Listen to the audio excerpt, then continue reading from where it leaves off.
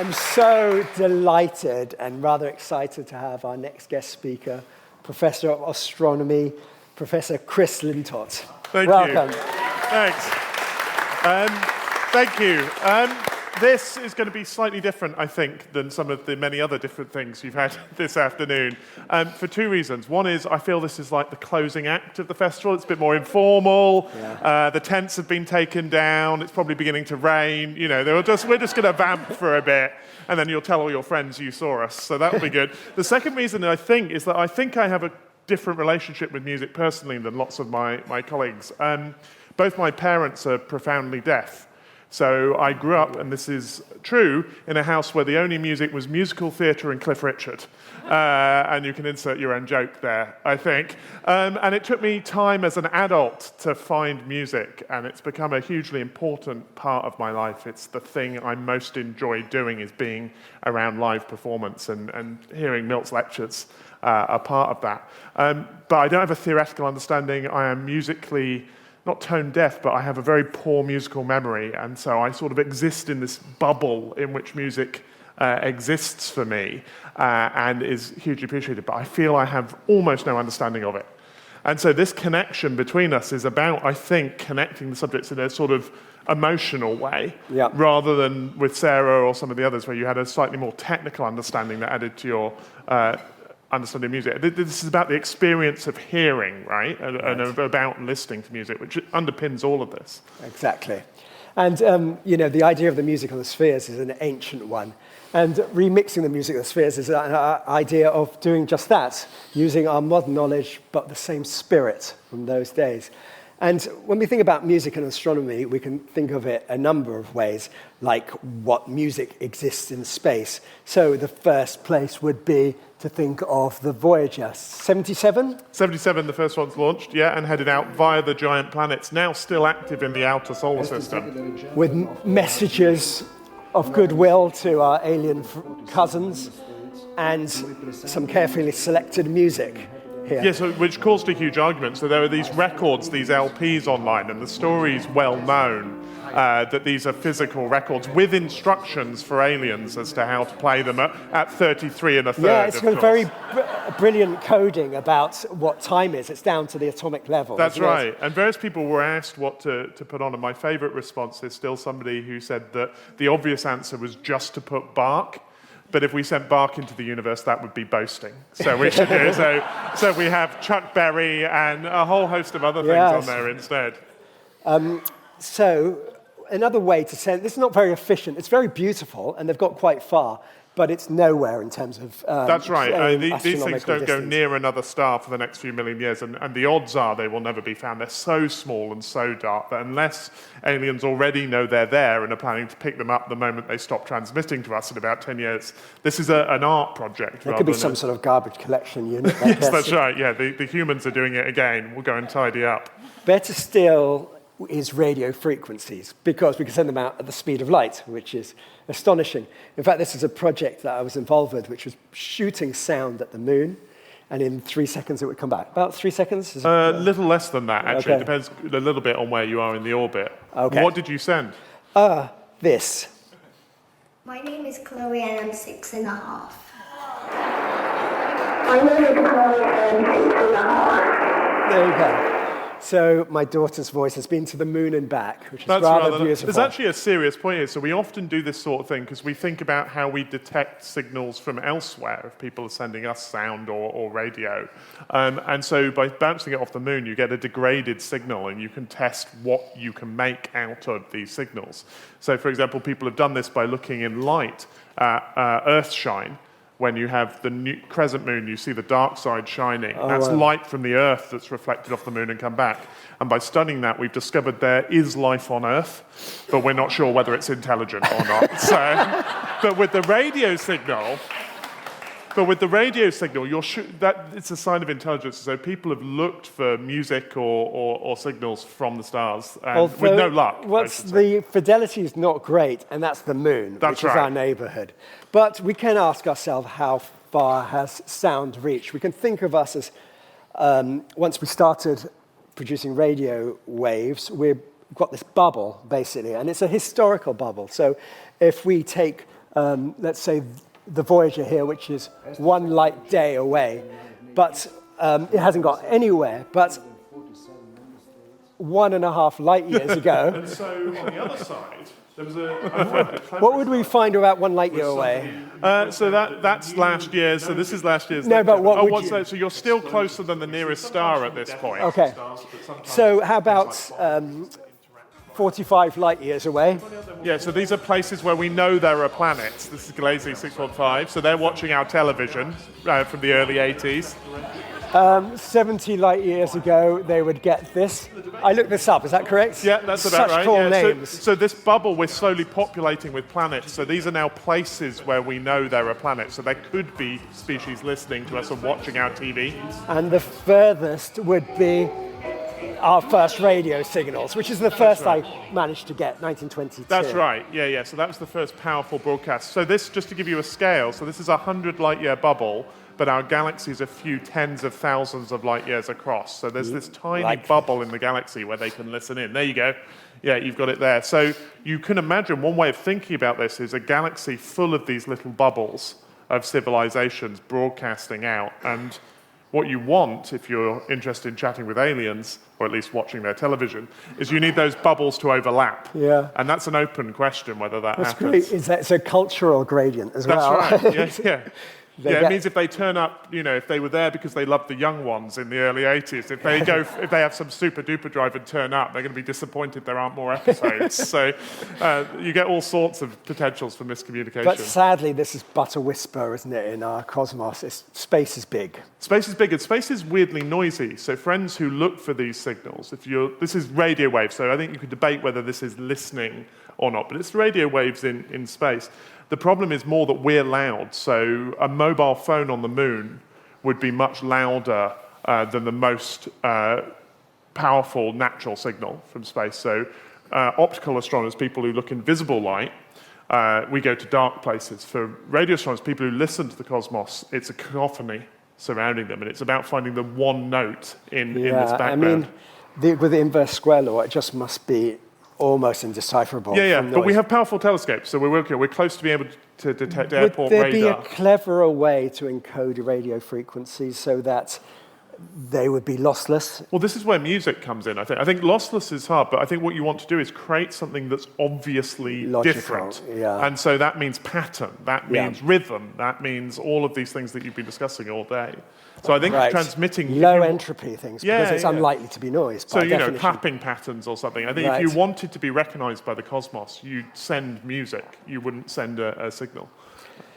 Another way of thinking about sound in space is basically what sounds like in these different areas. So this is Earth, which you might have heard of, and this is what sound sounds like on Earth. This may sound familiar. But not all planets are equal. Yeah, well, let me introduce Titan before you do that. So Titan is a moon of Saturn. It's the only moon in the solar system that has an atmosphere. And it's a nitrogen-based atmosphere like ours, but instead of water, it has methane and hydrocarbons. Very beautiful. It's beautiful. Yeah, this is an infrared image. It rains methane in lawn tennis-sized raindrops that fall at about this speed on Titan, so you'd be able to dodge them. So it's a different atmosphere and a very different, and it's cold. That's the other crucial thing. Cold and smelly. Yeah, but other than that, beautiful. And what's interesting about sound on Titan, it's similar, but it's actually brighter. There's more emphasis on the top end. Yeah, I think that's the temperature is important there. Okay. So the physics of this is the temperature. But can you play both again? Because even I can hear a difference there. Okay, so Earth, Titan. A little bit more top end, perhaps. Sounds better, no? Yeah. I think. Right, conservation. Titan mix, yeah. Yeah, so we're not there yet, but we were talking about this, and I was telling Milt about friends of mine who are building a spacecraft called Dragonfly. And you can see a model of it in the Science Museum at the minute in their exhibition, but Dragonfly is going to be a little helicopter that bounces around on Titan. And so I think this combination, you've managed to put something together for. Oh, yes. So actually, with Titan, we have actual sound from. That's yes, the most that's true amazing. too. Yeah, we've landed one space probe which had a microphone on Here's it. an on Titan. animation of it, which is pretty awesome. Yeah, and so this is the new one. This is Dragonfly. And this is the actual sound recorded from it.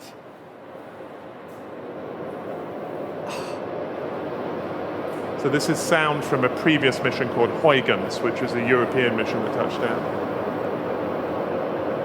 That's too cool, I think. Sound from another place is really interesting. And there it is, touching down. The microphone has a purpose, and this is from the surface, I think. So the microphone has a purpose because it tells you about the atmospheric conditions. If you have a camera... That's too good. If you have a camera, then you learn about where you are. If you have a microphone, and it's sensitive enough, you could pick up about what's happening in the distance as well. You can hear, for example, if there are thunderstorms, or what the wind's doing over the next hill. So we always think of sight as the primary understanding, but sounds you can see in all directions and through objects and so on. And at different sensitivities, and the dynamic range is higher. So sound has a purpose. So this is a real research project to find a microphone that can go on this mission. And these sonic environments vary rapidly. Venus they must like dubstep on Venus. Super low. Thick atmosphere, acidic, very hot would not be a recommended place. And what we have is these different sonic signatures for different places here. It's like an EQ curve. This is the reverse because it's like what's attenuated, right? So if we listen to a bit of Holst Venus on Venus, and then I'll put in the, turn this up a little.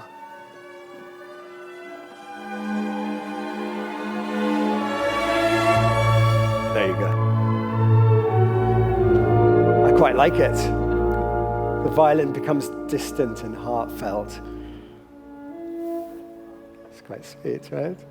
You should listen more on different planets. Well, just before you do that, it's interesting because this illustrates something that Holst was doing that I can tell you about, because I think that's kind of a nice, it suits a summer's evening, that music, even on Venus. That feels very lovely. And that's, of course, because Holst was writing an astrological suite. Right, yep. So this is Venus, the bringer of love, a pleasant presence in the evening and morning sky, whereas we now know Venus is a hellhole with the hottest temperatures in the solar system, pressure that would crush you, acid that would dissolve you. So we need a new suite. Switch the names. Yeah. Well, what I liked is they hadn't discovered Pluto yet. So they did that for ages. Well, the number of people that have been commissioned to write Pluto as part of the planet. And now they say, oh, never mind. No one's done the others. Anyway, keep going. Okay, So sound on Mars is super interesting because not only do you get an EQ curve, by the way, that's the saddest thing. Oh, yes, this is the last message sent by one of the rovers. It's heartbreaking. But these are real pictures. So this is not CGI. These are pictures that have come back from, I think this is Perseverance, maybe? It's one of the recent robot geologists that we've sent. And what's amazing about sound is that not only are frequencies attenuated differently, but they're delayed. So different frequencies happen later than others. So I've recreated the effect of it, and it's down. So before you do, just say that happens on Earth as well, but the range in which that change happens, the physics where the frequency changes, the speed of sound changes rapidly with frequency, is way outside our hearing range on Earth. But on Mars, because of the different atmosphere, it's much thinner, it's carbon monoxide rather than nitrogen-based. It happens to be right in the middle of our auditory range. So if you're in the Martian air, having been genetically modified to breathe it, you're going to hear some So is sounds. it just more subtle here, or are we accustomed to this? No, at the range we can hear on Earth, the change is very, very small. Right. And in the ultrasound, there's a place where it changes rapidly. Okay, in but Mars that's has it down. Yeah. So this tool here it's not attenuating signals, but it's delaying them. So here's a Holst's Mars. And now I'm going to delay the lower frequencies. And what you get, these laser shoots. So you get these pshooms. Let me play you a little bit of that. So you get this moment here, which, let's see if it's correct. It's so nice, right? And so I was thinking about this, is that if we wanted to colonize Mars and we wanted to hear music on then you need to do the opposite, right? Yes, the musicians would have to adjust, right? Yeah, knowing so how you'd far have to away. do this, you'd have to do that, and then it would come out normal. Oh. and then it would come out normal.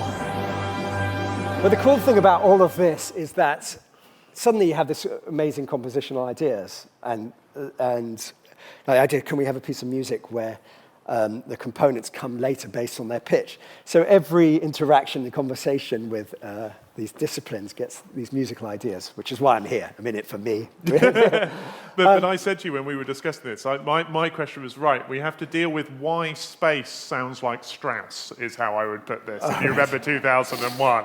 But also there's all sort of library of sci-fi sounds, yes, right, so that are acceptable. there's a number of ways that we can depict space, and here's some here. So one of them, which is quite obvious, is to use unearthly instrumentations, things that you don't touch, that is ungridded in pitch and time, because it doesn't have our earthly trappings. This is Theremin playing his namesake alongside the first electronic score, which is look at these cool dudes, Louis and Bebe Baron's score for Forbidden Planet. So they're not following the scales that we're used to at all, No, or any concept of a scale? Yeah, it's... so you get this... There we go. See, it sounds like space, right? We've all been conditioned. That's normally if an alien's around the corner, that sound. And another thing we can do is basically superimpose styles. So everyone's going to be playing jazz in space. But if you put steel drum and a little synth, tiny bit, suddenly it feels alien. It's just a jazz tune. You hear that steel drum? That doesn't belong in jazz. That's all it takes. That for feels us. much less alien than it did when this film came out. Oh, I think. Don't you think? Because the yeah, genres definitely. have mixed a bit. Yeah. So here's the fun thing. Another way to think about space is that in space we are reduced to the atomic level, like the elements themselves. And one to think about this is what is the most naturally occurring music, as opposed to cultural music, what comes from sort of the breadth of sound itself. And one thing is the harmonic series, just these emergent tones from it. So for example, here's the first 16.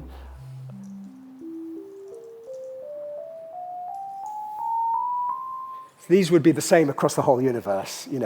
Scales wouldn't be, but these would be.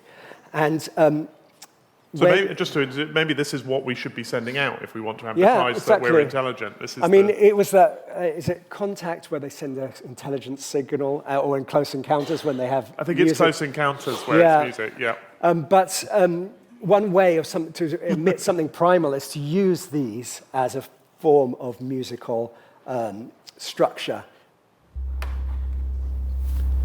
Super low C.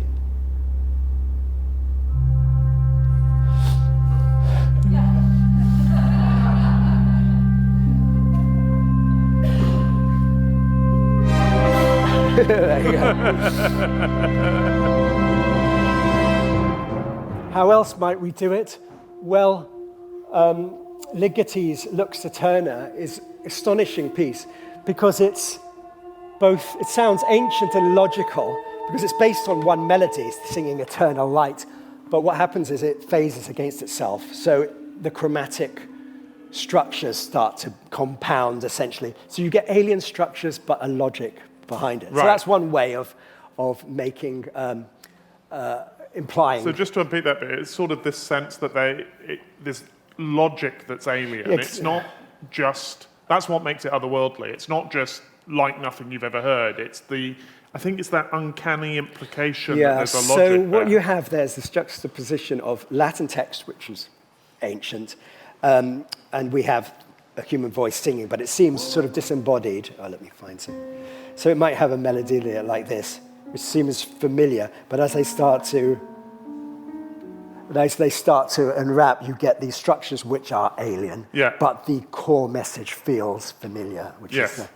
All of this, by the way, I always think when we're talking about space tourism a lot now, with people going to the space station, or perhaps maybe one day we'll all pay for a trip to the moon or whatever it is, but all of this is going to make very bad holiday soundtrack, I think. I just can't imagine being on a starship with a cocktail, listening to Ligeti, feeling kind of relaxed, and we're going to need some big bands or something. But sorry, yes. No, it's fine. I'm having the best time. And what we decided is that, because it's the last lecture, we're just going to keep going till 6 and just have a nice time. Is that all right with everyone? So, we can say everything we want to say. So, for example, there's this idea that certain scales feel grounded. And as we discussed earlier, there's something about the circle of fifths. Constructing scales in this way in the circle of fifths feels like we're on Earth. That's it. Feels grounded and familiar, but there is this one scale which extends the fifths one note further and loses that B flat, which earths us. And we get this scale, which has this floatiness, which you might recognize this from Wall-E. This lift that happens. There's this other moment which is really beautiful in Space Oddity, where when he's on Earth, it fluctuates between these two chords, C and E minor. Ground control to Major Tom. So this is E minor Ground control to E minor. Major Tom. It's sort of beautiful, but it's sort of earthly. Then when he lifts up, you hear this. He gets this chromatic lift as he launches into space. Ground control to Major Tom. Right there. Really made the grade. So musicians know how to make you feel weightless, basically. Yeah. And so go ahead. Well, I was just going to say, before we leave Major Tom, there was a famous version of that recorded by the Canadian astronaut Chris Hadfield on the space station, I know. which people have seen on It's quite YouTube. moving, I find. Yeah, and it's sort of astonishing. And it was important. It was so important to him to make music there that he found a way to get a guitar up there. He used all of his personal allowance to get a guitar onto the space station. It's still there. He left it for other people. Oh, that's there's so an cool. amazing song he did, which is the first Space Christmas Carol, which is also rather lovely. But I talked to him about recording Major Tom, and he said it sounded appalling because you're in a metal box filled with clutter. It's about the opposite of a recording studio. And so he actually said he found it musically relatively difficult to be there because all the sounds were, if you put headphones in, it's a very alienating environment. So even when you take the music up to space, you end up in these very different listening environments. Not ideal. There's another approach as well, which is to create something like a portal. What I mean by that is that musicians imagine, sort of map harmony onto the sense of distance in space. So on the Imperial Death, what's it called, the Imperial March?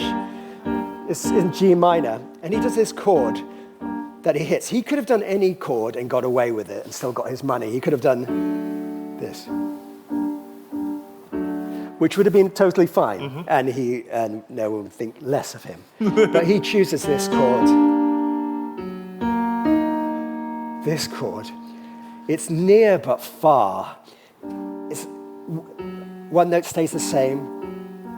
The two move in equal and opposite directions, but we end in this other place. And there's this uncanny feeling as if Darth Vader is so evil, he sort of breaks the fabric of. We'll come back to the near but far idea in a bit as well. It's that sound. This note stays the same. And you see John Williams intuitively does this thing of joining worlds together. He'll put A minor, that sort of sound, let me do it here, and then C sharp minor. That's the Death Star chord, if you're ever interested. Here it is. Beautiful. Oh, it's so gorgeous. But this all comes from Holst, where he plays this one melody in Mars. He goes G, D, and then he plays that note here. Before Led Zeppelin, by the way. And in fact, if you see this in the circle of fifths, G, D are right next to each other, and then we just portal over in this direction here. So you get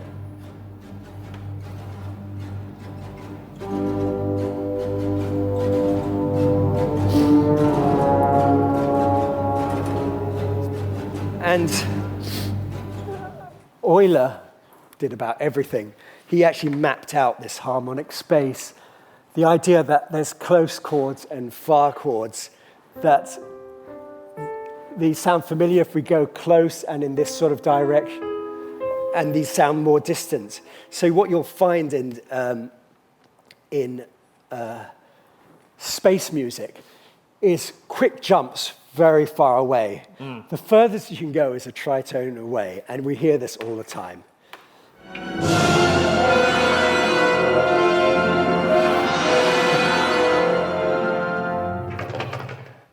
So we have this thing, and that's portal music here. So this is writing for space, but astronomers, my predecessors for centuries, have talked about the music of space. Yes. About how, phrases that we're familiar with, like cosmic harmony, is a natural way of thinking about it, and particularly where people think about the clockwork of the solar system. It seemed natural to interpret this as music. This was sometimes from a philosophical or a religious bent, that the heavens should be musical to reflect better the glory of whichever god that you're thinking of. But also there's a sort of mathematician's logic to this. Music, as we've heard today, is in some sense a mathematical system that creates beauty and great complexity. And when we look at the universe as physicists, we want to find the mathematical system that can create this beauty and great complexity. And so it seemed to make sense to tie those things together. And some of these are philosophical. I don't think the ancient Greeks were counting rotations of planets. You can correct me if not. But they had this idea that the planets were playing a monochord, were playing these harmonic ratios and making beautiful music. Yes, well, we should say, when we're talking ancient Greeks, of course, we're talking about the naked eye planets, Mercury, Venus, Mars, Jupiter, Saturn, but we're also talking about the sun and the moon being planets in this sense as well. These are the things in the sky that move. And so they had a range of objects to think about, and they're thinking about the Earth being static and these things in orbit around us. Then the great problem is that you end up with a complexity of melody. So the Greek writings about this, you want maybe to identify each planet with a platonic shape, or to say that there's a tone associated with each of them, but then you discover that if you use a regular mathematical sequence, then things get out of joint in the sky. And so they end up putting what are called epicycles. Which are hacks, basically. That's right, where you have a planet in a circular orbit, and then the centre of that circle orbits the Earth, and then that doesn't quite work. Because they didn't know the beauty of the system, they invented a complex one. But this is the thing, the complex system worked. They were trying to build a system that could predict positions on the sky, and even right up to the 16th century, if you wanted to know where Mars was going to be, you could pick up the Greek tables and use the epicycles much better than you could. I can see Melissa nodding at the back. Much better than you could this modern sun heliocentric thing, because we didn't have the data.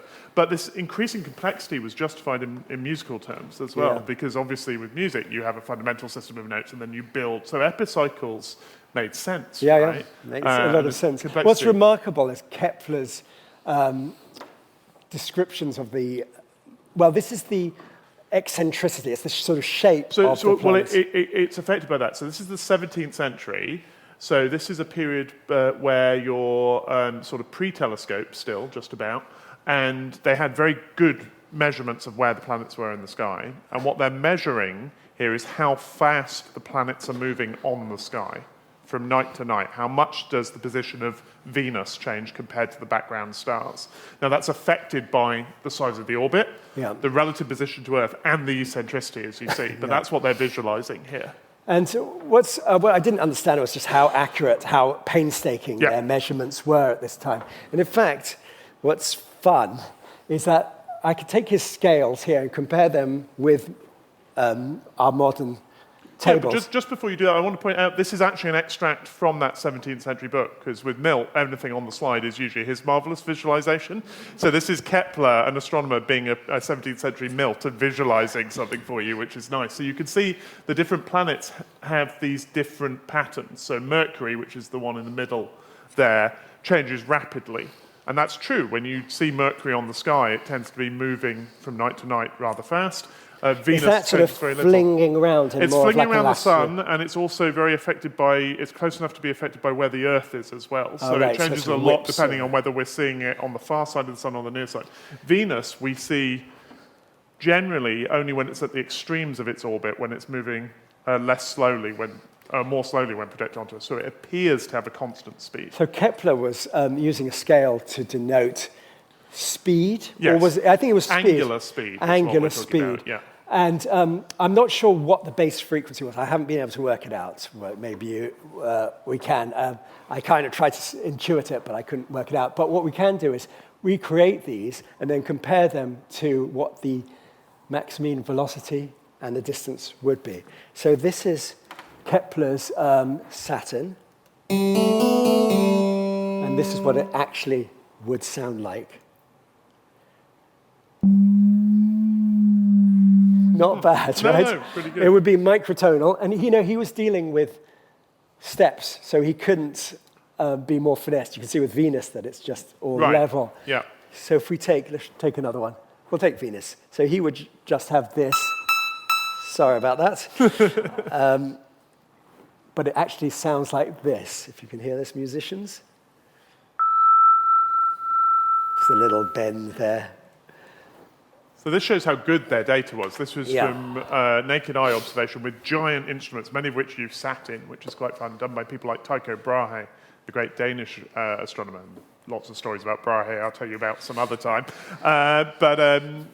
Incredible precision that enabled them to try and place this order in the cosmos. But what's incredible is we can have as much fun now doing the same. So we have more accurate data on the cosmos, but we can recreate them. So for example, there is a scale that emerges from the solar system judged on their speeds. What's fun is you'll notice there's C sharps and C, we'll talk about this later. There are 2 C sharps, there are 2 Ds, there are 2 G sharps. So it's kind of tuned. On the guitar, it could be a string per planet, but they're not in the right order. But this is the sound. It's quite nice, isn't it? That's our solar system. Nice. So there's some order there. So people debated for about 300 or 400 years whether that was meaningful, that these ratios, are they random? We only had until recently one solar system to look at. And so people said, look, this sounds nice. There's some harmonic order here. Is that random or is that the consequence of what's going on? Everything's fine. But actually, if we do it microtonally, then it's a bit more of an acquired taste. And then the asteroid belt, and then we get the gas giants. So together you get this sway. And what you can hear is that as they discovered Uranus and Neptune, confidence in this cosmic harmony dropped. Right? Exactly. Because they didn't quite seem to be fitting. And so Yeah, I want to talk about, is there any advantage for a planetary system to be harmonic? Right, well, the great thing we can do now is this is one solar system, but we now know of about 4,000 other solar systems. Yes. So many of which have multiple planets. So we can play this game. I'll just play a little bit. This is our solar system in rhythm and pitch, and we will just let a few enter here. So we have Venus, we'll have Earth. And the pitch is to do with the size of the orbit here. So is that right? it's the orbital period, Yeah. how often it is, but also the rhythm gives you it at a lower rate. So you're getting rhythm and pitch at the same. Okay. And this is microtonal, but it's quite pleasant, right? Yeah. It's going to go wrong when the large... So there's this gap. So this sort of harmonic argument was used to argue there should have been a planet somewhere around here. And when they found the first asteroids, they thought they'd found that planet. There should have been a note, because there was a big gap. Exactly. We might have some big bass coming in here. You might feel it in your stomach at this point here. Let's move on, shall Let's we? get Jupiter around once. Okay. There we go. All right, I'm happy now. Okay, let's go. This is online. So we can play this sort of game for different systems. So, for example, we've got here a sonification. Is this a Matt Russo one? Yeah. Yes, this is from my friend Matt Russo. So this is a system, I'm just going to talk about it for a sec. So this is a system called TRAPPIST-1, which is a relatively nearby system. It's 40 light years away, so they're watching what? TV? They're in the, 85? So if you think about TV or music from them, that's what they're enjoying right now. It's called TRAPPIST because it was discovered by a bunch of Belgians, so it is named after the beer. And it's a system with 7 planets we now know of. but it's like a concentrated version of our solar system. So the furthest planet, and they're clustered around a small red giant star, a much fainter star than the sun. The furthest out goes round in just 19 days. And so we can play this sort of game again and see if there's any harmony there. Again, this is faithfully produced. You'll hear the microtonal friction. So that's TRAPPIST 1A, sorry, B, yeah. That's me tuning up the guitar.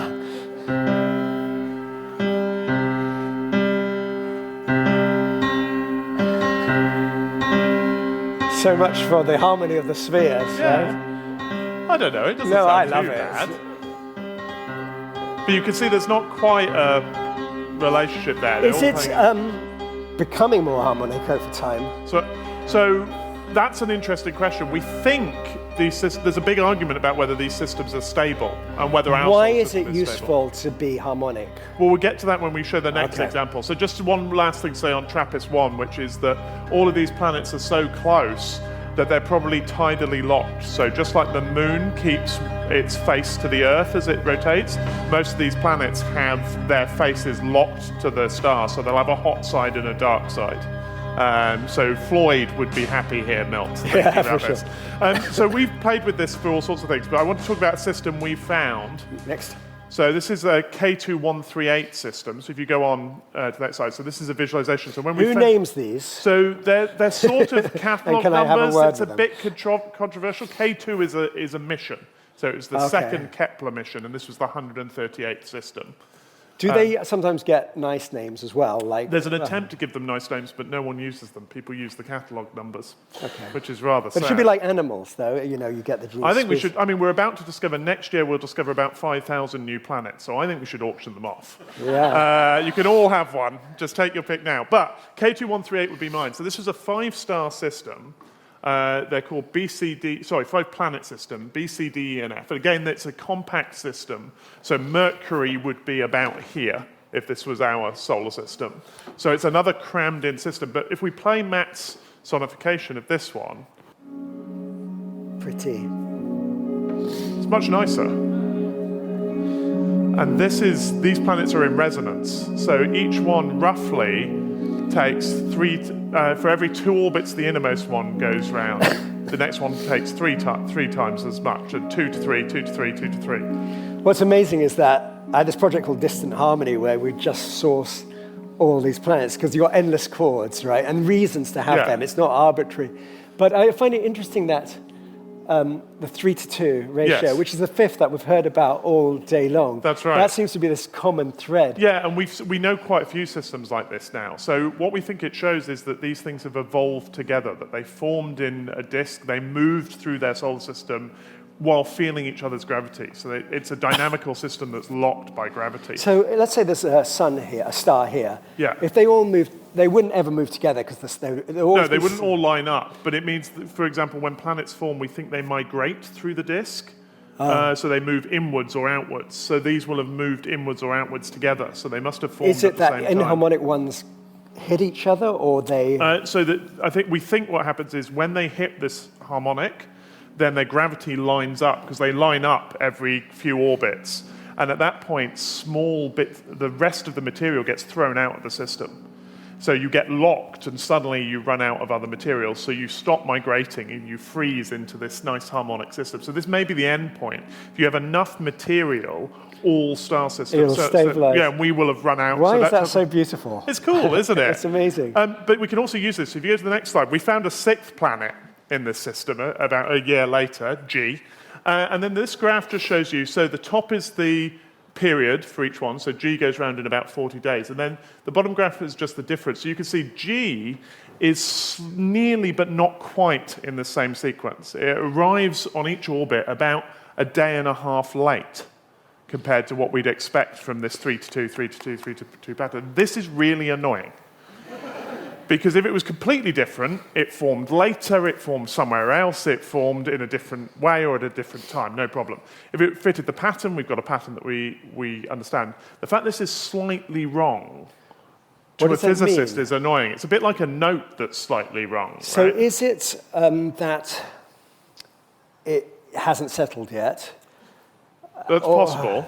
Or can it just support wrong nodes? There's no reason for it not to. It can have whatever orbital period it wants, I think. But why is it nearly there? And It's still tuning up, What right? we think has happened, just as if you have a note that feels slightly wrong, often it's the composer that's put it there, right? Yeah. You've made a deliberate choice to be there. You haven't just plonked the keyboard. Yeah. So we think there might be another couple of planets hidden in this gap between F and G, Oh. which we're not seeing, whose gravity is pulling G forward or back and making it appear late. So this is evidence that there are other planets there, which we're now looking for.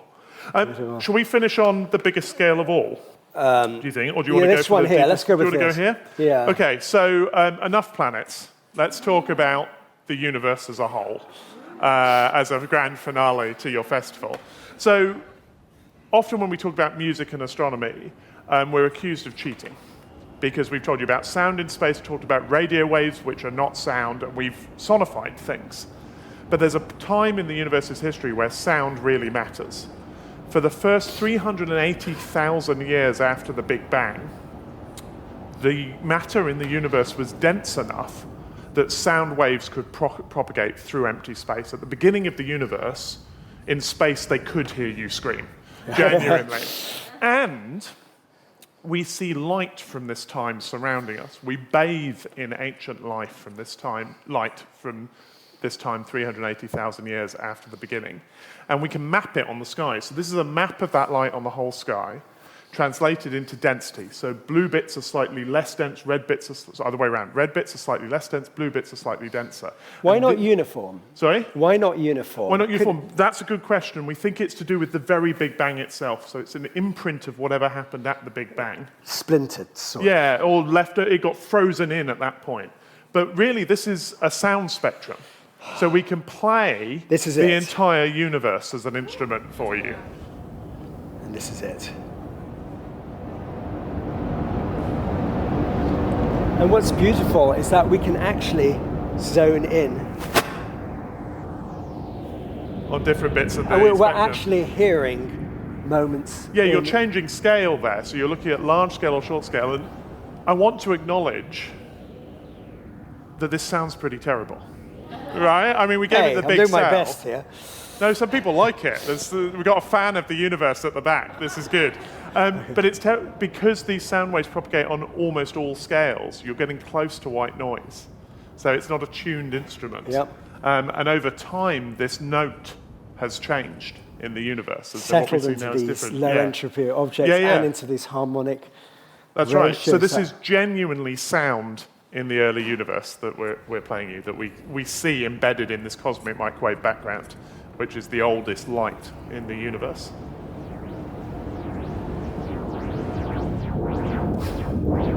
That's a pretty metal way to end. Thank you, Chris Lintott. Thank you. You're absolutely wonderful. Thank you.